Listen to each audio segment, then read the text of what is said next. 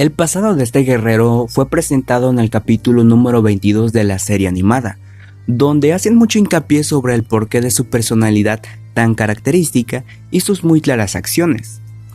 Personalmente, si hay algo que me agrada de Makoto Yukimura, es que en todo el transcurso de la historia nos da pequeños detalles como las expresiones faciales o las reacciones del personaje ante tales situaciones, las cuales a su vez nos transmiten pistas e ideas de que este sujeto no tiene del todo pinta de malvado como el resto de vikingos que vemos en toda la serie, sino que hay algo que lo hace distinto, que contradice sus ideales con sus actos. Y es en este capítulo 22 donde se nos revela que, al igual que nuestro protagonista, Askeladd también es una víctima de la guerra y el rencor. Sin embargo, lo que le diferencia del concepto de víctima, en un gran entre comillas, es que el tipo no se queda lamentándose de su situación, ni mucho menos se daría el lujo de esperar que alguien venga y lo saque de la mierda en la que se encuentra, sino que también, al igual que los culpables que lo corrompieron durante su juventud, el tipo actúa en demasiada sincronía junto al estilo de vida que tanto asco le tiene, lo que puede llegar a que nos planteemos si el tipo es un hipócrita o simplemente es que no tiene salidas. Claro que el criticar las acciones de un personaje de una serie animada puede resultar algo tedioso como pretencioso, pero la verdad no es tan fácil como lo parece. Por ejemplo, si digo que Askeladd podría ser el mayor hipócrita de la serie por pensar y actuar de maneras distintas, lo cierto es que hay una brecha enorme entre actuar con hipocresía a literalmente ser un hipócrita en todo el sentido de la palabra. Es cierto, ¿cuántas veces no le vimos masacrar a personas que no tenían la culpa de nada? Solo se hallaban en el momento, lugar y con la persona equivocada. Pero, ¿acaso había otra salida? ¿Acaso poner la fe en un sueño idealizado como el amor y la tan pronunciada paz pondrían fin a la jodida realidad a la que diariamente Askeladd le daba cara? Yo personalmente lo dudo bastante. No se trata sobre los ángulos de malicia que vemos en cada uno de sus actos, sino el de hallar una respuesta. Digo, que fácil nos resulta como espectador creer que cierto personaje es escoria por cómo hace las cosas, pero no nos ponemos a pensar en qué haría en su lugar, o qué carajos hago para que los demás capten y vean el mismo escenario que yo estoy viendo.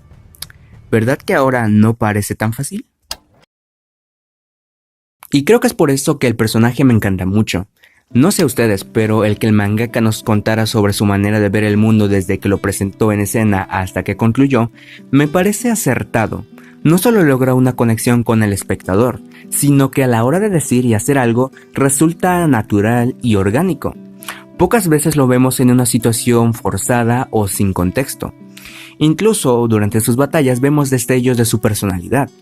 El aceptar un duelo 1-1 con Thors, el cumplir su promesa de dejar libre a Thorfinn y la tripulación luego de asesinar a este, el cuidar de Thorfinn por tanto tiempo, el arriesgar su propia vida y morir por proteger la tierra de origen de su madre, y un largo etcétera del por qué este personaje es calidad. Y es que no solo el tipo es carismático e inteligente, sino que también es un aprendiz. No está errado descubrir nuevas cosas.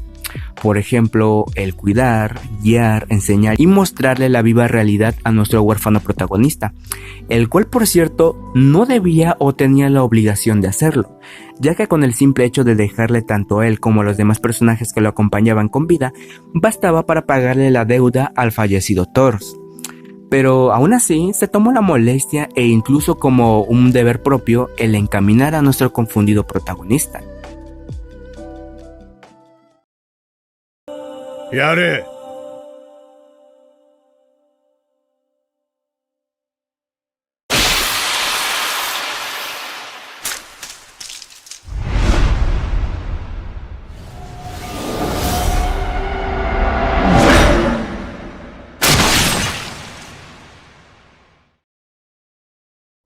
Claro, a pesar de todo lo positivo que le ve al personaje, no bastan para tapar sus horrendas, viles y cobardes acciones.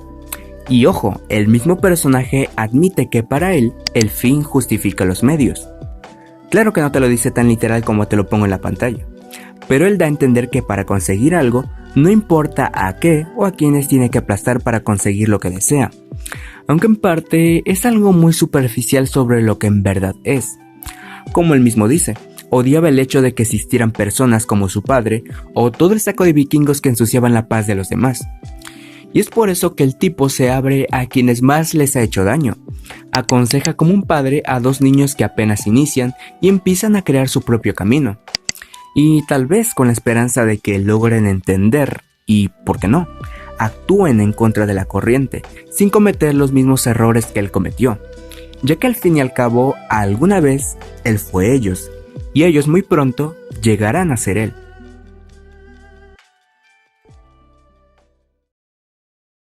Y es donde me atrevo a pasar al punto más interesante del personaje. Sí, ya hemos escuchado anteriormente esa frase de que alguien que tiene un sueño propio puede ser considerado mi igual. Pero aquí la diferencia es que Askeladd no desea un castillo en la cima, ni riquezas en exceso, ni el ejército más poderoso que Inglaterra y Dinamarca puedan tener jamás. De hecho, él es descendiente de un rey, y fácilmente podría ser uno. Pero, como yo lo puedo captar, esas serían cosas muy superficiales que el personaje deseara, o al menos quisiera considerar. Lo que él anhela es una respuesta, una salida, un atajo hacia un mundo donde pueda vivir sin temer por su propia vida, donde no tenga que pelear y asesinar nuevamente. Pero, después de todo, solo es un simple sueño. Él no es como aquel hombre que enfrentó y le insinuó sobre la paz y el que es ser un verdadero guerrero. No, sino que a diferencia de Thors, quien no tuvo más opción que huir lejos de la guerra y aislarse del mundo, Askeladd es distinto. Él es alguien muy realista, no se oculta de lo real, ni oculta qué clase de persona es. Claro que no está orgulloso de ello, pero al menos sabe y tiene muy presente quién es realmente. Y aunque en su momento pudo considerar a Thors como un igual, y a su vez se lamenta el no poder llegar a contemplar esa visión que él veía, sabe que solo es una fe ciega. Cierto, Thors es un diferente y por mucho al resto, incluyéndole, pero también es uno más, alguien que quiso actuar distinto, como muchos lo intentan, pero que al final no logran nada, solo palabras que se olvidan con facilidad. Es por eso que a pesar de que muy en el fondo Askeladd lo respetase, sabe que solo un tonto vive de acuerdo a una ilusión y no a una acción, ya que mucho se vio acerca de él, pero sin embargo, poco o ningunos lo conocieron realmente. Y quien realmente llegó a ser capaz de ver más allá de esa capa fue uno de sus más fieles tripulantes, quien luego de un duelo moribundo le hace esta cuestión.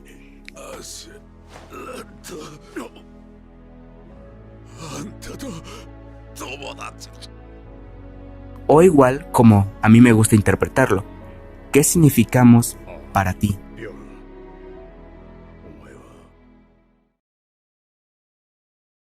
Y es donde pasamos a la conclusión del personaje.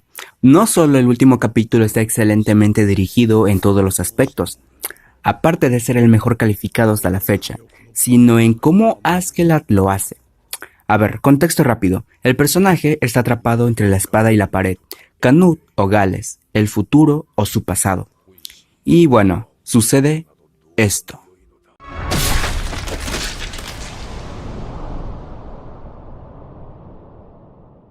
Y luego pasamos a esto.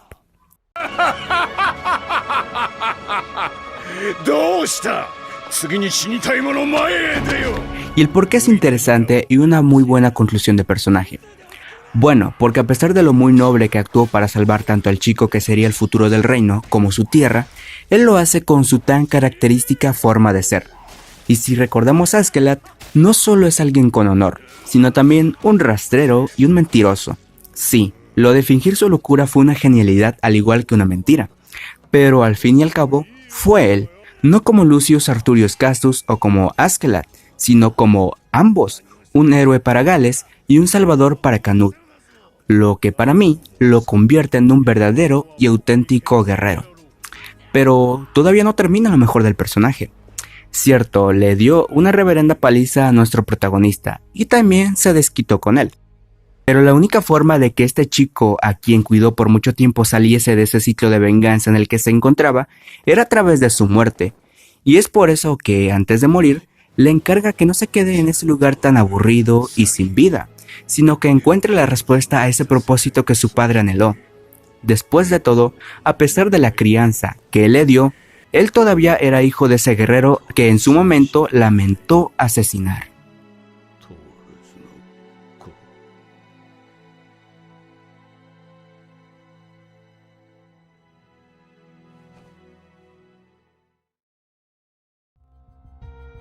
Bien, creo que eso sería todo por esta ocasión.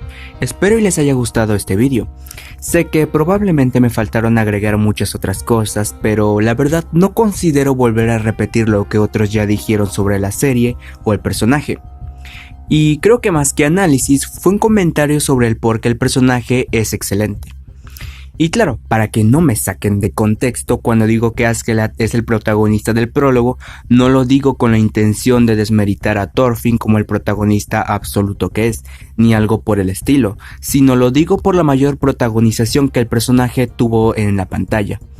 Y que además es uno de los personajes clave que ayudarán a madurar en un futuro al protagonista, que de hecho es muy bueno. Thorfinn es un gran protagonista. Pero en fin, espero y haya quedado claro este detalle. Muchas gracias por su atención.